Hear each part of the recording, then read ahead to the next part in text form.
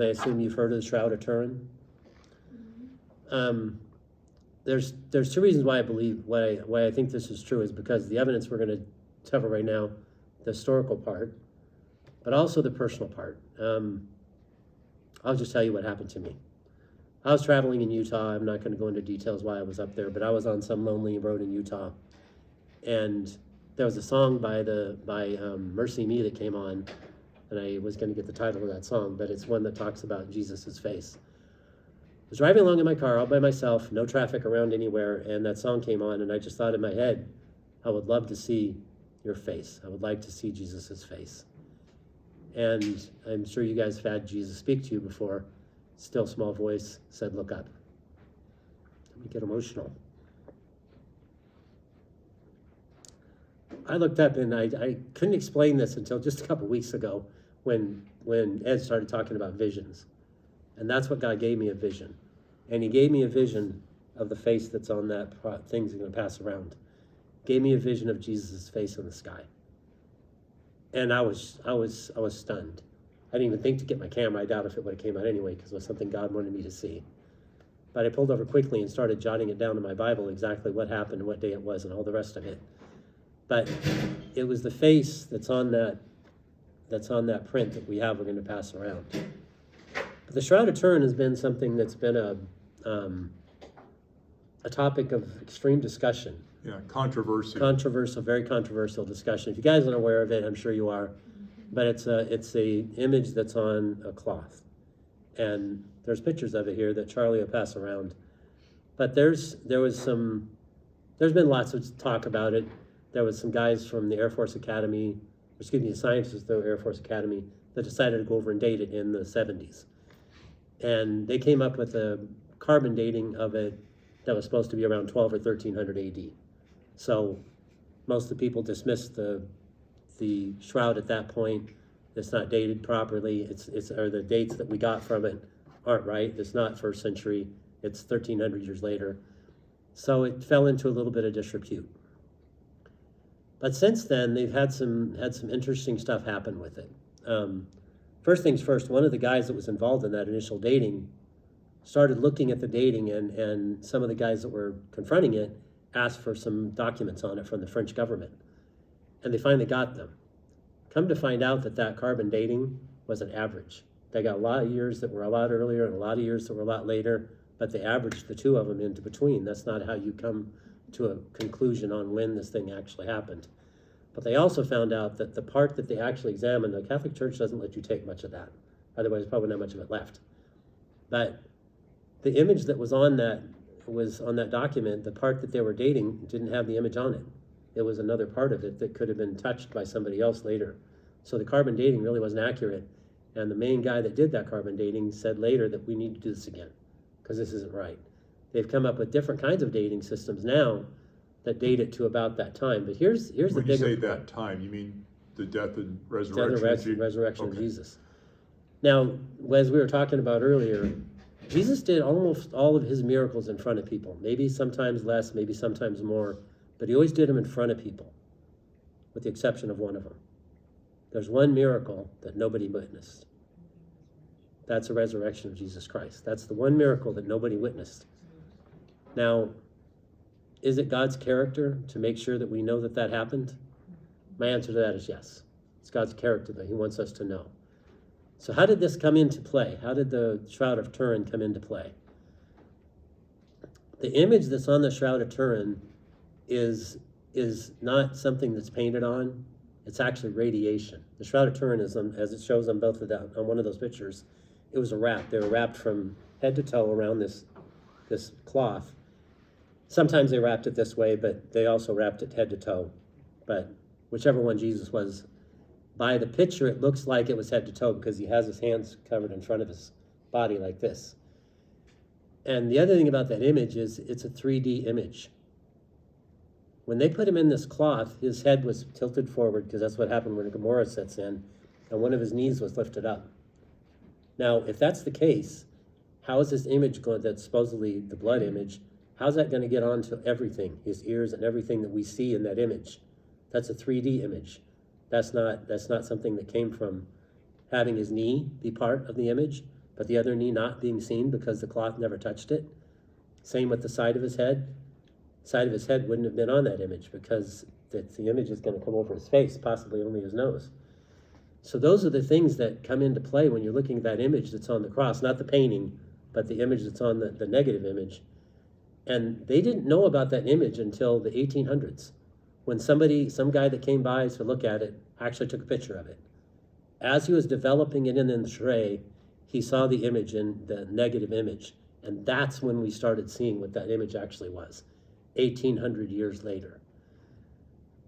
Now, if they're saying by this carbon dating's been found to be not true, but if somebody's going to make this up, again, like we're talking about the gospel message, if they're going to make up that image in 800 AD, 1200 AD, how are they going to make it up so the only way we're going to see it is in a technology they didn't even have? They didn't have cameras in the 1800s, or excuse me, in the 1200s. They have it in the 1800s. The image that if you go to see the Shroud of Turin, you might be able to make it out, but until you see it in negative image, it's really not much of an image. It's a little discolored in certain parts, but it's not a real clear image. Now, so it's a 3D image, but there's documents that the picture on that screen, that painting is from 1000 AD. So that painting is showing some images about that. It's the same face image, the long nose, things that are very similar. And if you look at it real close, it's not a very good image there.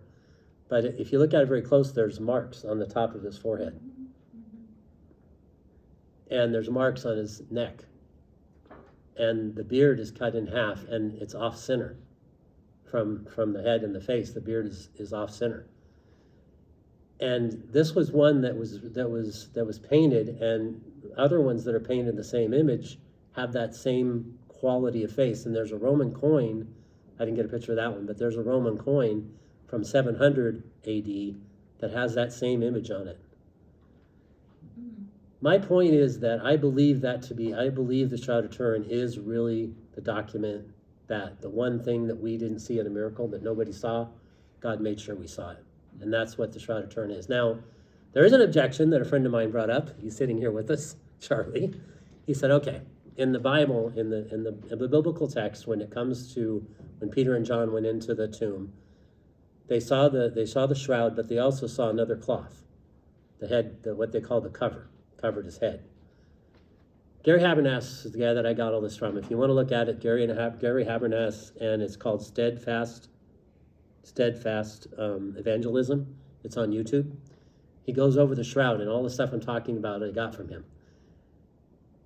His point is that this cloth that was laid to the side, supposedly the one that was covered his head, the Jewish tradition is that you had the cloth like what shows on that picture that was laid over his feet, wrapped up over his head, and put down behind him. And there's an image of the reverse side too. The image that shows the front side of it, if you turn that image around, it's on the back side too, of his back. So that's a cloth that covered his whole body. But they did talk about this cloth that was covering his head. Now, this is from Jewish tradition and Jewish law, says that you're supposed to wrap the body so the mouth stays shut. From here up over like this. Now, when Charlie brought that up, I said, okay, that's a pretty good argument that the shroud may not be the right thing. But when Habermas brings this up, he said, no, there was a cloth that wrapped his head to keep his mouth shut, but that wasn't anything to do with the shroud that was over him. The shroud that was over him was extra above that.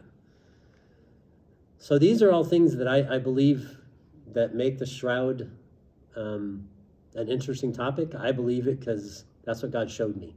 The image that you're seeing right there is the same image that he showed me in the sky. And I believe the shroud to be true. And I think that the shroud is something that we're given so that we understand that even the one miracle that God didn't show to everybody or to people that were around him, he said, okay, I want you guys to know this part too, so I'm going to make this shroud thing. As I said, this image is radiated. It's not painted onto the cloth. It's an image that's and everybody agrees with that. It's radiation that caused that image. Like a radiation burn. A radiation burn. And it's 3D. Because you can see the side of his head, you can see all this body in front with the stabs, and also the wound in his side is all there. in that image. So Shroud of Turin's always been an interesting aspect to me, and I was really happy that Gary brought it up and brought up some of the stuff that we talk about. Well, wasn't the other interesting thing that the image is actually on the outside and not the inside? Right. That's another interesting fact. Right, the image that you would expect to have is that, you know, since the image was close to his body on one side, that's where the image would be. It's not. It's on the outside of the cloth. And it's a radiation image. And in fact, and actually another point that he made, if you look at the shroud very closely, you can see that the image has his teeth on one spot. On his lip right here, there's little spots.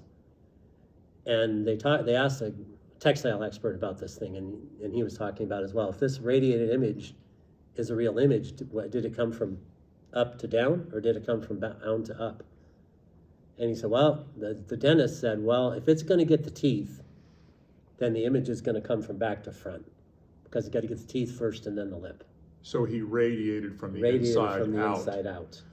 Right, and then isn't the other thing about the long nose the fact that it looks long because that's blood? It's got some blood on it, right? And that gives it that appearance of being a longer, thin nose. That's in addition to the radiation part. But the other part is that these images all follow. It's the same one. So when you watch Gary Habermas, he's got this idea in his head. He said, okay, well, these guys, these artists they're Christians, and they're seeing this cloth that maybe it was a better image back then than it is now, but they're seeing this cloth, and all they're doing is trying to reproduce what's there. They don't know why it's there. They don't understand that, you know, it was radiated and anything else. All they're doing is copying the image. If that image was around since the start, maybe it wasn't kept real well, but I see all the documentation for it, and it just makes me believe that God made so we would be able to see that.